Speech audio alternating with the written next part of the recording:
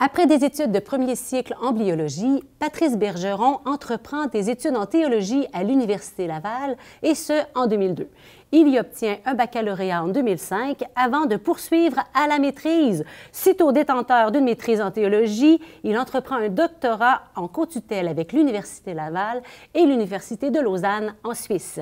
Il est maintenant professeur ici à la Faculté de théologie et des sciences religieuses. Nous accueillons M. Patrice Bergeron. Bonjour Patrice. Bonjour. Merci d'avoir accepté notre invitation. Plaisir. Alors, quand il est venu le temps de chercher un intervenant intéressant à point pour nous parler de notre sujet du jour, Jésus, eh bien, spontanément, on a pensé à toi parce que tu te trouves à donner le cours Jésus le Christ à l'Université Laval. Tout à fait, qui est un cours de premier cycle. D'un cours de premier cycle. Alors, bien, aujourd'hui, tu nous fais entrer dans ce beau mystère de Jésus. Dans un premier temps, de ton point de vue, quel écho trouve encore le visage, la présence de Jésus-Christ dans notre société actuelle, dans le Québec populaire d'aujourd'hui? Oui, alors je dirais que ça bouge et ça se transforme au même titre que la culture des Québécois et des Québécoises bouge et se transforme.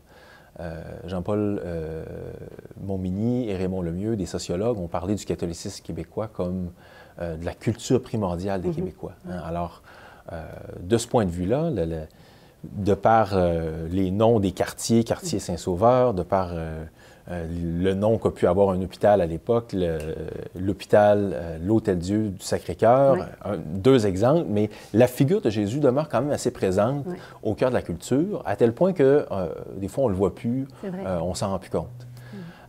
C'est une culture aussi, cette culture primordiale, je pense au catholicisme, avec laquelle les Québécois ont pris une distance à partir de la Révolution tranquille. Et ça continue, hein? Un exemple tout récent, pour juste illustrer, puis ça m'apparaît symptomatique de cette prise de distance. Il y a une pétition qui circule actuellement pour, dans le cadre des rénovations de l'hôpital de l'Enfant Jésus à Québec, de peut-être renommer l'hôpital autrement. Je prends ça comme exemple simplement pour montrer comment il y a une prise de distance qui est à l'œuvre, puis qui fait que la figure de Jésus est peut-être un peu moins présente d'année en année. Mais ça reste qu'à Québec, il y a énormément de lieux et de bâtiments qui sont marqués par le christianisme et qui font apparaître des noms, des titres qui ont été donnés au Christ dans la tradition chrétienne. Aussi, je dirais, la figure du Christ, elle est présente à travers la culture qui se mondialise, qui se diversifie, puis qui s'individualise aussi. Hein? Donc ça, c'est des transformations au cœur de la culture, mais qui affectent la présence qu'on peut entendre à propos de Jésus. Et là, on peut penser aux téléséries sur Jésus, aux films sur Jésus qui existent depuis très longtemps. Il y a des recherches aussi encore en histoire sur la figure de Jésus, mais comme personnage de l'histoire. Ça reste quand même assez vigoureux. Il y a aussi au Québec, une plus grande diversité culturelle, une plus grande diversité confessionnelle aussi, ce qui fait que dans différents lieux, je pense, on parle du Christ de différentes manières. Justement, la diversité des cultures, pas des cultures, pardon, mais des figures de Jésus, hein? Est-ce que tu pourrais nous en parler? Oui, alors peut-être préciser des éléments que je viens de mentionner. Alors, les films sur Jésus, c'est aussi vieux que le cinéma. Puis, il s'en fait encore. Tout à fait. Alors, il y en a, je ne sais pas combien, là, des films sur Jésus. Les tout premiers films en noir et blanc, les films muets, bien, on voit Jésus qui ressemble à un curé de campagne, assez autoritaire. Et puis là, on représente Jésus en images. Et il y en a eu plusieurs, des films. Tout récemment, bon, il y a les téléséries de Chosen, par exemple, où là, on fait un certain portrait de Jésus. Alors, évidemment, les films, ça met en image Jésus, ça a des fécondités, puis ça a aussi, comme théologien, je trouve des limites parce que ça fixe l'image de Jésus, alors que c'est à travers la lecture des textes qu'on découvre Jésus chrétiennement. C'est à travers le Jésus qui est raconté. Et c'est ça qui est prioritaire et qui est primordial. Mais bon, je parlais de diversité culturelle aussi. Des gens qui arrivent d'Amérique du Sud ou d'Amérique centrale, ils arrivent aussi avec leur propre expérience spirituelle. Alors, qui est souvent très forte et présente. Oui, très forte. Alors, la figure du Jésus libérateur va venir qu'à être plus présente dans la vie des communautés. Bon, il y a la diversité aussi confessionnelle. Des groupes évangéliques sont plus présents aussi. Alors, ils parlent de Jésus d'une certaine manière. Dernier mot sur cette diversité-là. il y a une diversité des figures de Jésus au cœur même des textes du Nouveau Testament. Oui. Et puis ça, c'est fondamental aussi. Il y a des titres christologiques, et il y en a plusieurs. Oui. Hein. Alors on parle de Jésus, du serviteur souffrant. Alors là, on fait référence à une figure dans le livre d'Isaïe, mais on parle de Jésus comme ça, Jésus comme ami. Il y a des figures un peu plus hautes aussi, le Christ comme roi de l'univers. Jésus, l'enseignant. Oui, celui qui marche avec les gens, qui se fait proche. Alors, il y a différents discours sur Jésus au cœur même des évangiles. Alors, des fois, la diversité peut donner des vertiges parce qu'il y a tellement de représentations de Jésus, mais il y a quelque chose de fondamental là, quand même. Puis, à partir de tout ça, à ton avis, quelle est la question la plus importante à se poser, à se demander quand on se demande qui est Jésus? J'aurais envie de répondre, c'est la question elle-même. Oui. Qui est Jésus? Dans les évangiles synoptiques, la question, elle est mise dans la bouche même de Jésus, qui interroge ceux qui rencontrent. Pour vous, qui suis-je? Oui. Comme si Jésus avait trouvé important qu'on se questionne, pas nécessairement juste sur son identité, mais pour vous, qui suis-je? Bien, quand la personne répond, elle se compromet. Puis elle parle aussi à travers ça de ses propres attentes, de ses propres conceptions de Dieu, de l'humain, de ce qu'elle est, de ce que nous sommes. Alors, peut-être de sa relation avec lui aussi. Tout à fait. Alors, ce qui est le plus important, je pense, c'est la question elle-même. Puis, bon, je m'explique un petit peu. J'ai parlé de la diversité tout à l'heure. Face à la diversité, bien, quoi faire? Hein?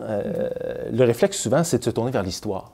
On va essayer de dire, bon, il y a plusieurs discours sur qui est Jésus. Bon, on va demander aux historiens de nous dire qui est vraiment Jésus. Alors, il y a nécessairement une fécondité à ça.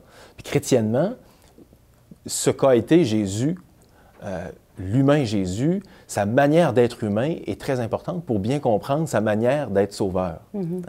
Alors, les recherches sur le Jésus historique ont une pertinence théologique.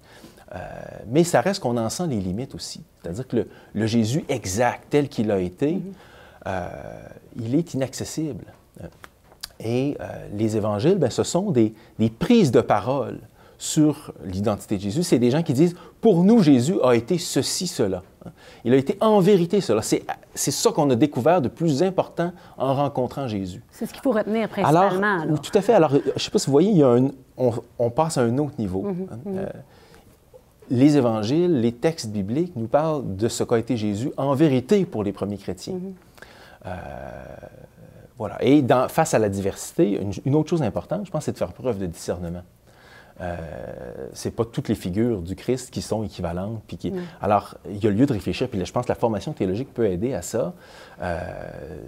Mais le Nouveau Testament lui-même est le fruit d'un discernement. Il y avait différents discours sur Jésus, on en parlait de différentes manières. Et les livres qui font le Nouveau Testament ont été choisis. Donc, ils regroupent une certaine diversité, mais sont le fruit d'un discernement aussi. Donc, ce n'est pas n'importe quoi non plus. C'est ça. Il y a un saint tri qui a été fait pour qu'on s'attache au vrai visage du Christ. Et à l'intérieur de ça, il y a 4 évangiles. Ouais, donc, il y a une pluralité de discours. Tout à fait. Puis alors, le plus important, c'est ça, c'est les chrétiens ont senti le besoin, les premiers chrétiens ont senti le besoin de dire qui il est Jésus en vérité. Et puis c'est là qu'ils ont confessé leur foi. Alors, après avoir rencontré Jésus, ils ne pouvaient plus, pour eux, en être de la même façon dans la manière de se voir eux-mêmes, de se représenter Dieu. Et puis c'est ça dont ils ont témoigné. Et puis les chrétiens se comprennent eux-mêmes. Ce travail de relecture de qui a été Jésus, bien, c'est un travail d'interprétation qu'on dit lui-même inspiré. Ils ont fait l'expérience de découvrir quelque chose d'inattendu, une sorte de révélation à travers la rencontre de cet homme-là. En terminant rapidement, justement, on parle ils ont parlé de qui est Jésus. Des fois, bien, c'est pas tout le temps évident de prendre parole pour parler de lui, de notre foi. Comment le faire? Hein? Comment faire pour annoncer ce Jésus qui change tout dans nos vies? Oui. J'aurais envie de dire de le faire en vérité. On disait que la question elle-même est importante. Alors, parler de qui est Jésus en fonction de ce qu'on en a découvert et de la différence que ça peut faire dans nos vies. Alors, il y a des témoignages qui, des fois, peuvent être plaqués. Alors, je dirais, évitons ça, puis parlons-en en vérité, comme si on répondait à la question que Jésus nous pose. Pour vous, qui suis-je? Quelle différence c'est venu faire? Puis à partir de là, on n'a pas besoin de rendre compte de tout, d'expliquer tout, de justifier tout, mais de dire quelque chose de vrai. Et puis d'une certaine manière, les rassemblements des chrétiens sont une prise de parole sur qui est Jésus. Les partages autour de la parole, les rassemblements dominicaux, les Eucharisties, c'est rendre grâce, mais c'est les chrétiens qui se rassemblent puis qui disent, pour nous, cet homme-là nous a fait découvrir Dieu autrement, nous a aidé à nous comprendre autrement, puis ça fait une différence dans nos vies.